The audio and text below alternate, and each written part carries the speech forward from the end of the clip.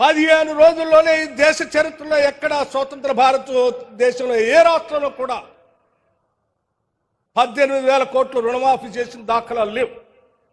మరి మీరు 8 లక్షల కోట్ల రూపాయల అప్పుల భారాన్ని మా మీద వేస్తే కూడా మేము రైతులకు మాట ఇచ్చాం కాబట్టి తప్పనిసరిగా చేయాలని ఆ 18,000 కోట్లు చేస్తే సంతోషించి రైతుల పక్షాన నిలబడి ఈ ప్రభుత్వం చేస్తుంది కదా అని సమర్థించాల్సింది పోయి మేము ఇంకా ధర్నాలు చేస్తాం లేకపోతే ఇంకేదో చేస్తామని చెప్తున్నావు. నువ్వు ధర్నాలు చేయటానికో లేకపోతే ఇంకోటి చేయటానికి రాష్ట్ర ప్రభుత్వం చూస్తూ ఊరుకోవటానికి సిద్ధంగా లేదు. ఏ ఒక్క అంశాన్ని కూడా మేము వదిలిపెట్టాం.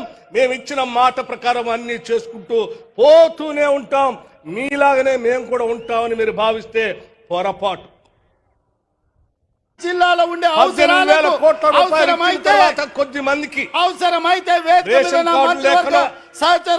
ఆధార్ కార్డు తప్పిపోయాం, మా వలస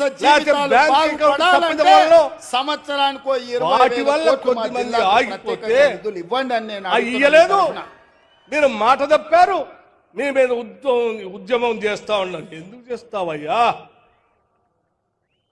మేమే వదిలిపెట్టడానికి సిద్ధంగా లేవు. మీకంటే ముందే మా వ్యవసాయ శాఖ మంత్రి గారు, మా ముఖ్యమంత్రి గారు రాష్ట్ర ప్రభుత్వ యంత్రాంగానికి ఆదేశాలు ఇచ్చారు.